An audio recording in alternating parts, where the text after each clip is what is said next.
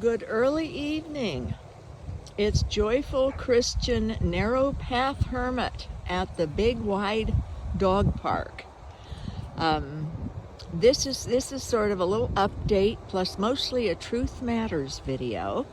Won't be very long. I realized I can use my phone. I've tried again with my laptop. It's having electrical shorts on it.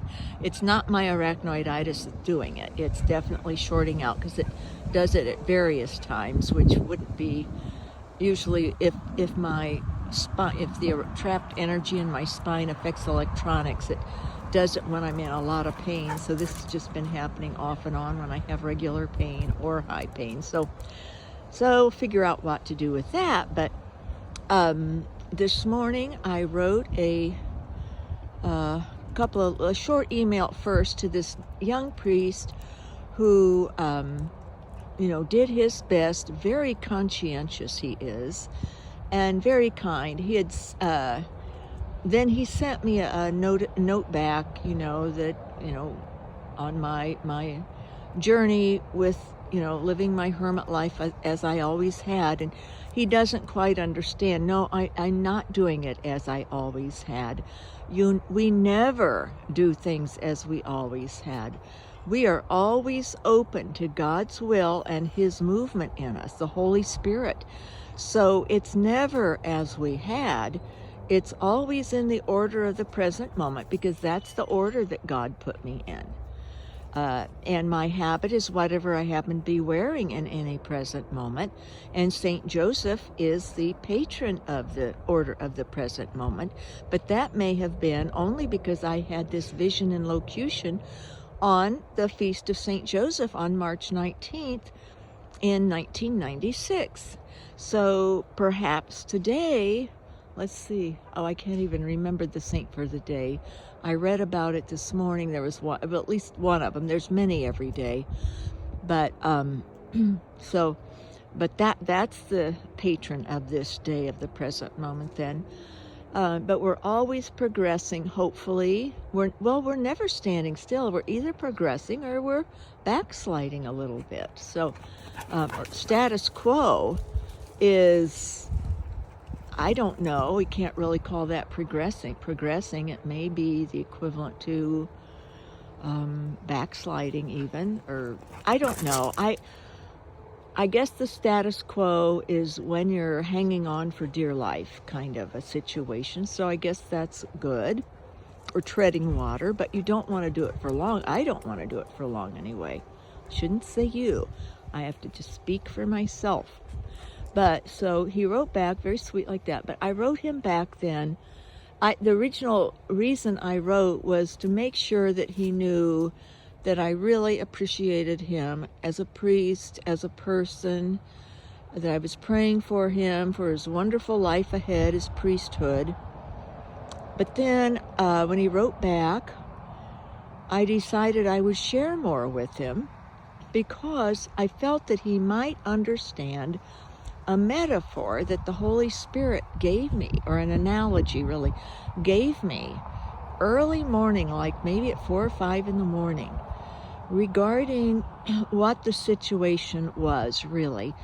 And that is, and this way of making the analogy of a architect-contractor combo, architect-builder, rather than saying that it's never really wise to blindly follow as a sheep a lost shepherd.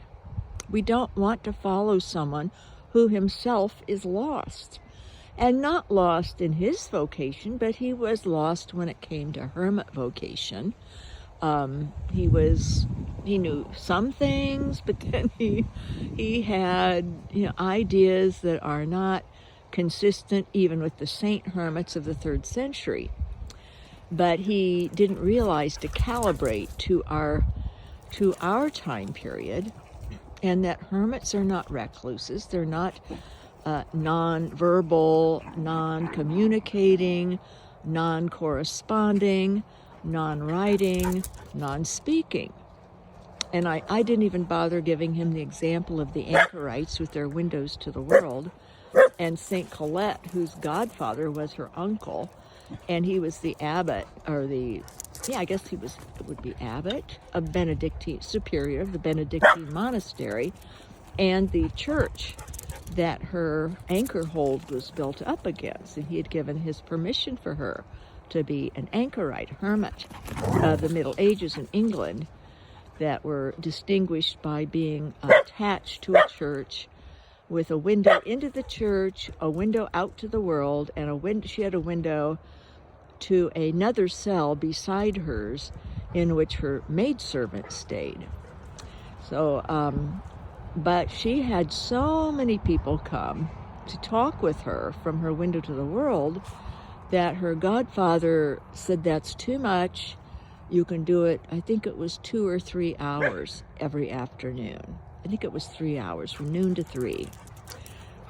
Because it was wearing her out, for one thing, but she didn't have enough time for prayer and to do some kind of little, manual labor. You want to stay in balance. You don't want to be off balance.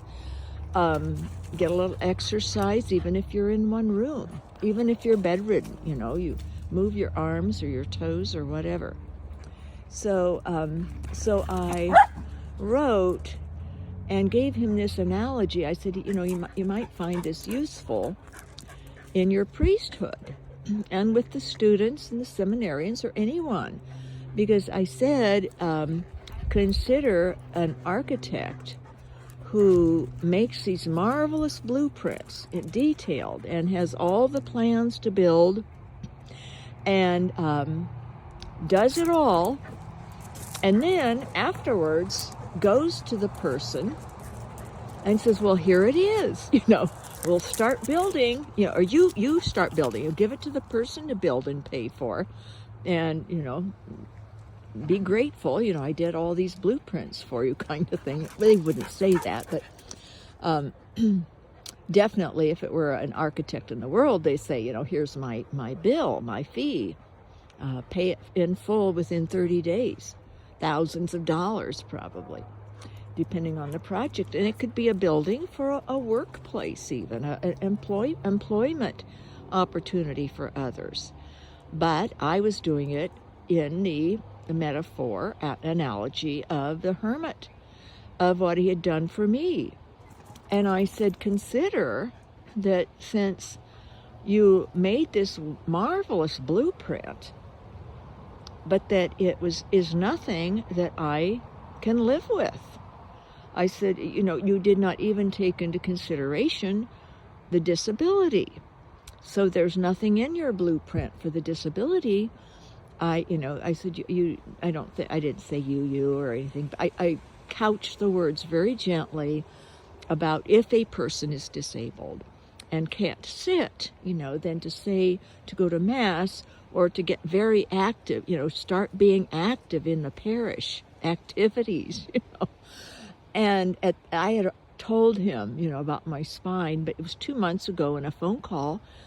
And often, there can be younger people who, when they talk, and then when someone else starts speaking in response, they tend to be thinking about what they're going to say next. And that may have been the case. Conversation, it takes a lot of energy, and it is a defined talent and skill that I have to learn. Like Dr. H wants me to do 1/3 speaking and 2/3 listening if I am in a conversation with someone, which I rarely am. But it can be on the phone, or even with my pain doctor. I try to draw him out on, how he's been doing or how his family is, or listen to him. And of course he wants me to talk about my body and me and, how my life's going. So it gets difficult when you're a hermit to do the 1/3, 2/3. But if I'm like at the dog park, there was somebody here earlier, and I got them to talking about their dog and the weather. And so I mentioned that. And then I said also, that I mentioned how he had wanted me to get to learn and to understand hermits and to become familiar with some. And I pointed out again that I've been a hermit for 25 years, and that in the first year or two that I had read the names that he had mentioned, but I just missed getting a set, a beautiful small set, old one in a used bookstore. It was $50 for the entire set of St. Basil. And somebody else ended up getting it. I looked around, and when I went back to get it, oh no, they're gone. The other man just got it, which is fine, because actually he was only a hermit for 3 years. He lived in a cave early on in his life, very early on, just to get close to God and get some kind of a measure of what God wanted for his life. Then he became very much a monastic, with tremendously brilliant and wonderful contributions to the monastic life. So he has his own rule, St. Basil's rule, and so that's lovely. But if someone is a hermit for 3 years, I don't even think you can consider them a hermit by vocation. He was a monastic by vocation, but had 3 years of solitude early in his life. Or say 3 years of hermit, but if you look him up, that isn't his main attribute by any means. So I had decided, I wouldn't read a lot of St. Basil, because there's so many others that I can read that I can learn from pertinent to my vocation, and which I have many, many, many hermits from all centuries, and have more to read. I have a St. Hugh, I have another one, Hugo. I did one who was essentially a hermit, but he didn't call himself that. He called himself a pilgrim. St. Joseph Benedict Lebray, or it might be St. Benedict Joseph Lebray. Anyway, I've got his book on this over in my saint book section, because he is a saint. He was determined that as soon as he died by the people. So I wrote to him, not in length, I'm talking more about these things than what I ever began to write, but just explained that would be another thing that was in his blueprint that his client had already done, and had done even more, ones that he didn't know, that had he consulted with the client about the blueprint and what the client also felt needed to be built and added on. Maybe it was a remodel in my case, probably would be considered a remodel, an add-on, a new addition, a new phase in life.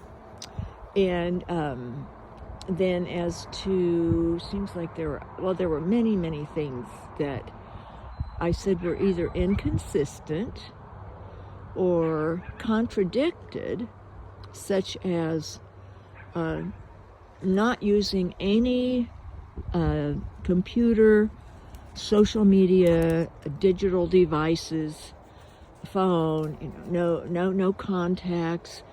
That I said, in reality, see, if you had talked with the client before doing the blueprint, the client would have mentioned, how the saint hermits did correspond and did communicate, and sometimes had a lot of people coming to their huts or their caves or their anchorages, anchor holds, or monastery cell, out in the forest, if a little house or something that the monastery let the person go out. But Saint Charbel didn't encourage people to come, but I think a few did now and then. Probably mostly his confreres from the monastery would go up there, get some guidance or some counsel. But he was 50 or so before he became a hermit. And that's another thing, at least he didn't, I'm not 22 asking to be legalized. And I was 49, I think. Yeah, I was 49. 49. when I started my hermit, my 15 months of discernment and practicum. So he's just about 24 years late with that, So, but his whole beautiful blueprint was non-usable to me. And I said, so this has put me in this position that I am outside the church as far as I'm illegal with my vocation, and I can't identify as a Catholic.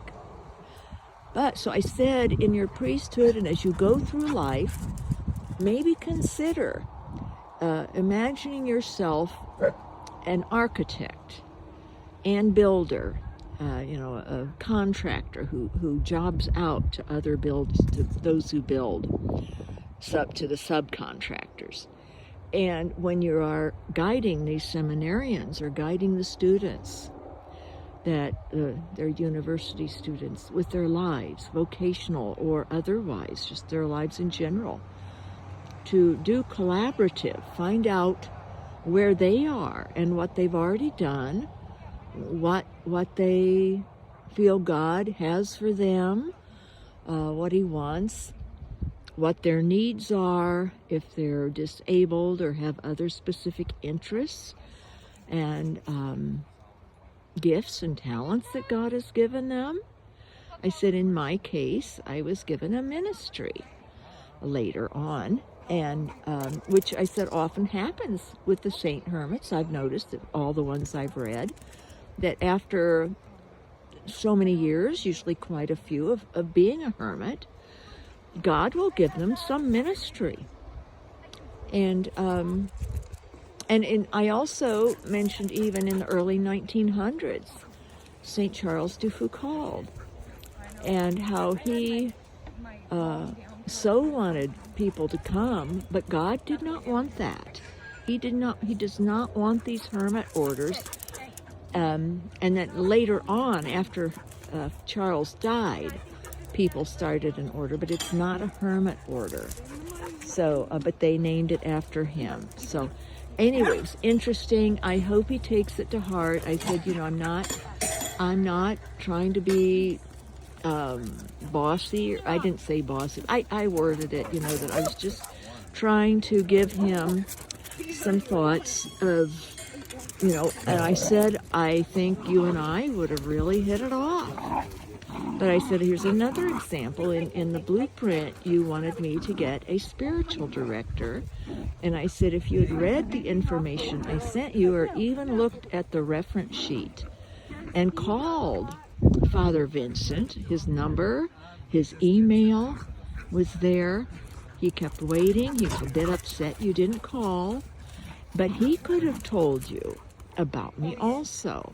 But he is my spiritual director in earnest in the last 5 years, and he did somewhat before my spiritual father passed away. Because my spiritual father, he was very elderly, and he didn't always have access to a phone. So he had to wait until a helper came and used her cell phone to call me when he wanted to talk. And if I would call him, I would have to leave a message then.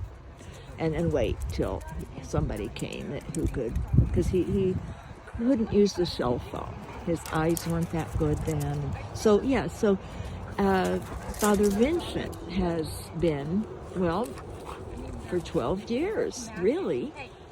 And he witnessed my ecstasies, and he was fourth of 3 other clerics, one being a bishop that discerned it as of God, and 2 of them couldn't understand it, but the other 2 didn't. The one couldn't cope with it because he has a touch of OCD, some tendencies, and it really got to him that I could not stand up during the gospel reading. That really got him. He says, it's out of order. It's out of order. Everything should be in order. And his life is, and he's an outstanding administrator. He is an amazing, he's not now. I think he's near retirement. He still has a large parish, but he didn't want any longer to have 3 major positions: rector of the cathedral, vicar general of religious, and chancellor of the diocese. So he did that when there was an elderly bishop there who had gone 5 years past his retirement age, and the Monsignor ended up doing a lot of the diocese work and really helping the bishop a lot. So he was very busy, but he handled those 3 jobs expertly, because in that case his OCD tendencies really helped him. In my case, it did not. So but it was one of those things. So I will die outside of the church, so to speak, but as a Christian hermit, and that's how it is. So and God has been blessing me. Christ has been blessing me and his mother with this. Today I got up on the roof, up on the 2nd floor. I'd crawl out the windows, and I tied myself to the inside with this rope, and brush trimmed the overhang all along the back of the house, but on the 2nd floor. So that was really, I'm going to be sore tomorrow. That was difficult. Even getting my back knee out the window, that was a project all by itself with my old 73-and-a-half-year-old body. But I felt so freed, so lifted up, and ready to tackle that. I still have 2 coats of Dove White to put on that. And it's not as long as the downstairs overhang, the 1st floor overhang across the back. So that's nice.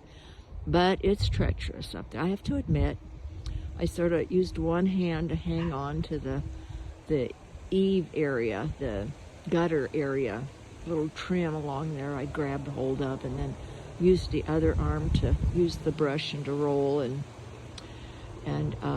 so that was a project I worked on, and prayed while I was doing it, and it was just lovely. So, and I sincerely meant it with the young priest. Now, as far as truth matters, this person, and I explained about this person, he too, get rid of this one, get rid of this woman, because she distracts you from your time with God. And I wrote back and I said, even that, had the architect discussed the plan with me, I could have explained that people can make themselves enemies, but she's not my enemy. And that I pray for her, I love her, I forgive her when she says things. And I said, I try different aspects to try to help her to realize, that you can disagree, but being mean and lying, calumniating, detracting someone, that's ugly. And the way it's done is very ugly. It's unbecoming and not truthful. So she's now, she didn't use my name directly, to her credit, but people know how she words it, who it is, because I'm her point of obsession, have been for 17 years, but I am not delusional. She still uses this technique of as if somebody's writing in asking her about things that I say or do. And I am consecrated by God. And so she wrote a lot about that, that I'm either delusional or misinformed about that. No, I'm not. I'm not misinformed. I'm not delusional. And what was the other thing that was bizarre this time? I don't know. There's always something, but I don't know. I think when people get into that, I know it's trendy in politics, but I'm not going to play that way. I just keep praying. loving the person and forgiving her. So if I know she'll listen to this or have quote unquote an unnamed source listen to it and then report back to her or ask a question about it. But I forgive you for implying that I'm delusional. Oh, the other thing is that I don't have a calling or am lacking in humility. Lacking in humility because somehow I think I'm the one that's saying how the procedure needs to be handled for canonical approval. Oh, and that I'm impatient because in her case it took something like 23 or 25 years to get approved by a bishop. So that is an unusually long period of time. But that's fine if that's how long it took her. And I'm glad she did, but I'm not impatient. I don't have a tolerance for incompetence and an unnecessary ill process, ill executed, not well executed, which this was. But he did his best, and in the end, I think he downloaded something on what the first year of someone discerning a hermit vocation might look like. And then he put in, specifics for me, but relative to different aspects that were on something he downloaded. Because he did not, see, the diocese, the chancellor had asked me to develop a process. And I spent a lot of time doing that, and it was good, and it was a challenging process. And then I went ahead and fulfilled that process, except for there was supposed to be an interview, more than one interview, but at least one, early on after the request letter, so that they could discern, and then they don't have to waste a lot of time if they, after an interview, could see that I was not material, or that, in their estimation, I should never have been approved 25 years ago by a bishop and by 3 different priests. See, in all those years, if something had been wrong, priests would have said, even a priest in a parish I was in here for the first couple of years. So before I started having a lot of surgeries and before he started getting sort of freaked by my ecstasy, or I could tell it's starting to get bad. But by then I could not sit, so I just could not do it. And I was in a separate room with a screen, and I realized I could do that at home with my laptop. So, so that was the scene with that. But no, I would be, if I had never been a hermit and if I hadn't developed a very good process for them, that I gave them with this timeline, no one told me that they weren't going to give it to him, or hadn't, or maybe they had and he didn't want to bother with all that it entailed. Because it required not just himself also to be on the interview. And I hadn't developed interview questions just, but I developed questionnaires for the hermit to put out, and the psych evaluation. He didn't call any of my references. So, and in my case, being elderly, and I've got this clot in my leg that, I don't know, I'm going to have to call tomorrow to find out, because the GP was going to have a scan done, because, he says this thing could break loose and get to your lung. It could be instant death or near instant, or get to my brain, but usually it goes to the lung. So, and it throbs at night, so sometimes during the day. So I could be dead before. So, someone elderly who has been a hermit for 25 years, you wouldn't need a year to have them rediscern if they have a vocation. Talk to all the people who've known them, including their director, even if the one that had been that for 19 years of the hermit life was dead. the bishop who had directed me for a year was dead. Talked to the priest who's known me for 12 years, going on 13. And, that would be, because I don't think it's considerate, really, to have somebody, you're not even making any contact at all. So I had no idea what was going on. And like I say, when you're old, time becomes more dear. And you recognize you don't have that much longer. And since I'm was in this position of not being able to identify as a Catholic hermit, and of course being put out there protocol now that you aren't consecrated if you're not a CL 603, and you're not to write on Catholic issues in the name of the church if you're not canonically approved, and all the other things that have been adapted and accepted by people, and including bishops and priests. So that was another thing that I don't believe is true, that I was trying to force them. I gave them that. They didn't tell me that in fact, the chancellor loved the process I had developed, loved the questionnaire. He read all my answers. He loved my answers. He found them very deep and thoughtful, and said he was going to take them home to spend longer reading them and pondering them. He seemed very impressed. So, but the priest didn't.